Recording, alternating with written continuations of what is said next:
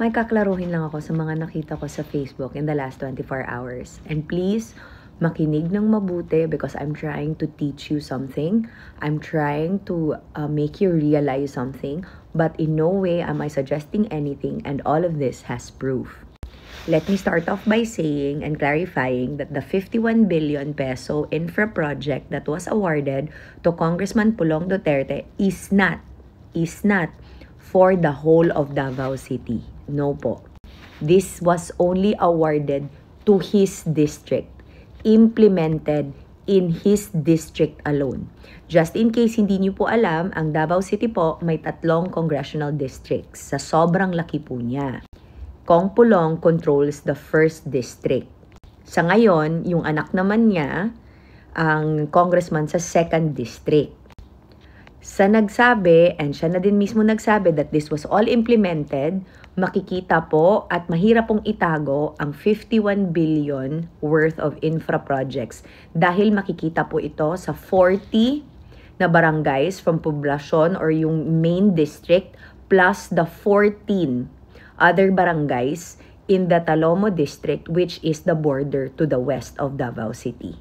So 54 barangays in total po ang inawardan ng 51 billion na yan dahil yun naman po ang sinabi doon mismo ng DPWH. Kasi yung mga nagsasabi na buong Davao City, hindi po. Yung nakita po na area na nagbinaha po yung Mintal, sa pagkakaalam ko sa 3rd district po yung Mintal. But let me double check. But gusto ko lang klaruhin that the 51 billion na infra project is only for 1 district out of the 3 in Davao City. Ang sistema naman po ng SOP sa kada project sa infra, imposible ho yan na wala pong SOP. Yan na po ang tinatawag na fairy tale kung ikaw wala kang SOP na may project sa distrito mo, lalo na pagkakilala mo yung kontraktor. Ang SOP po, yan po yung isa sa mga bagay na dapat walain sa DPWH dahil yan po talaga ang punot dulo ng korupsyon dyan. Kaya natatawa ako sa mga diskaya, di ba? Sa mga diskaya na sa listahan nila. Paano ka magsasabi na binigyan mo ng pera ang isang tao na number 1, wala ka namang project sa distrito niya? Una. Pangalawa, yung mga tao doon sa listahan nila, may iba doon, hindi pa nga ho congressman pero supposedly nakatanggap ng pera. At ang gago naman din na magpapaniwala sa sinasabi nilang kwentong hindi buo dahil imposible na hindi kasama doon ang mga congressman kung saan may mga projects sila. Pwede ba yon? Negosyante ka? Magbibigay ka ng pera pero wala kang makukuha? Pwede ba yon na maglalabas ka ng milyon-milyon kuno without proof? Kasi para sa akin, hindi ako sang-ayon na gawin silang state witness. Hindi ako sang-ayon sa ginagawa ni Senator Marcoleta even if sinuportahan ko siya nung eleksyon. Hindi po personal ang hindi ko pagsang-ayon. Hindi ko lang talaga nakikita yung point bakit mo pinoprotektahan ang mga diskaya, Sen. Dapat kung gaano ka kagalit sa ABS-CBN noon, ganyan ka dapat kagalit sa diskaya ngayon. Dahil ang ABS-CBN wala naman hong ninakaw. Pero yung mga diskaya, limpak na salapi ng Pilipinas. Hindi ka dapat ang nagsasabi, number 1, hindi ka dapat ang nagsasabi na protektahan sila.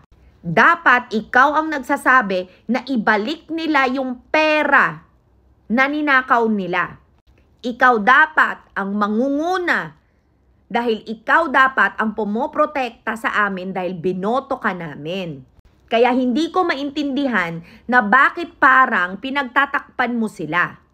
Hindi ho po pwede na kakalabanin mo si Senator Tito Soto dahil lang ayaw niyang suportahan ang gusto mo dahil ang gusto mo hindi naman talaga kasaang sang-ayon. Hindi po. Ayoko po. And again, it's nothing personal. The Diskayas should be persecuted. The Diskayas should give back what they stole. They should provide proof of all of the money that they gave to the politicians. And yes, please investigate the connection to the speaker first. Kalma. Why? Because, di ba, binawi ni Curly at pinalabas nyo na natakot siya kay speaker? No. If totoong nagbigay siya kay speaker, prove it. Ilabas ang proof na nagpadala ka ng pera kay speaker. To think, walang flood control project sa distrito ni speaker. And remember, the speaker only controls his district. Sa sinabi naman ni Kong Meow Meow Meow na syempre si speaker ang naging guardian ng distrito naman niya, prove the allegation that the speaker, like you said, you have personal knowledge of his corruption. Proof. Wag meow meow meow. Kasi like I said, investigate the speaker first. Siya naman ang may gusto ng open by cam. Siya ang may gusto na i-open ang lahat. And let me remind you, ang gagawin o ang ginagawa ni Zaldico, kahit pa noon, it doesn't mean na ginagawa yan ni speaker ngayon. Ang kahirapan kasi niyan, puro chismis at walang proof. Kung dati-rati, pwede yan, ngayon hindi na. Because the Filipino people deserves the truth.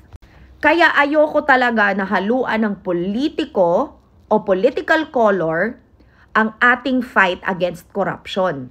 Dahil gusto nilang guluhin ang Pilipinas.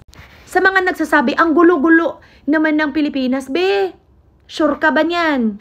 Ang gulo-gulo sa social media. Pero subukan mo kayang bumaba.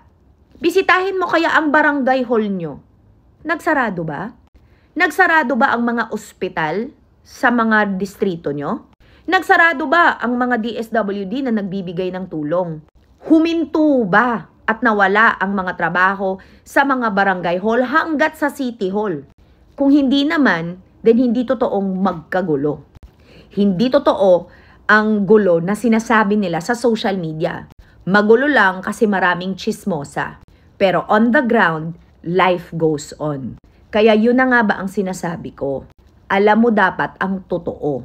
Hindi ka dapat nagpapaniwala sa mga chismis na walang proof. Kasi gusto nila na i-manipulate ka into thinking na magulo ang Pilipinas para may ma-blame ka. Ba't sa totoo niyan? May nagbago ba sa buhay mo, mami? Wala. Nagagalit ka, nasa-stroke ka dahil apektado ka sa chismis dahil hindi mo alam ang totoo. Hindi mo na nga alam ang totoo, nakikinig ka pa, hinahaluan mo pa ng emosyon, kaya hindi klaro sa'yo ang dapat pinaglalaban mo. Dapat Pilipino, kapwa Pilipino, hindi magkakalaban dahil magkakaiba ang sinusuportahan. Oo, sinasabi nyo sinusuportahan ko ni speaker, but ako na rin ang magsasabi, investigate him first. Hold him accountable if you can prove his corruption. Halungkatin nyo! Hindi yung pwede dahil ginamit lang ang pangalan niya, yun na yun. Ay, no, mami. Dapat magsisilabasan lahat ng katotohanan. At saka pasensya na kung hindi talaga ako papayag na sasabihin yung the president should resign.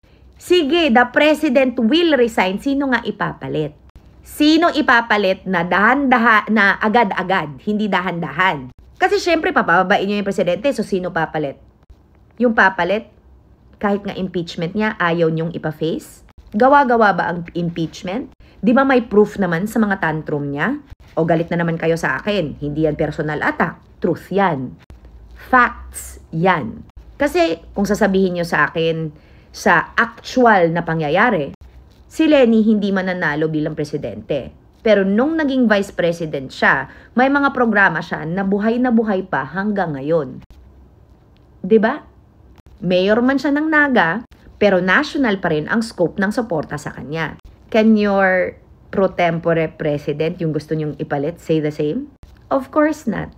And again, that's not personal. It's just the truth. Ingat!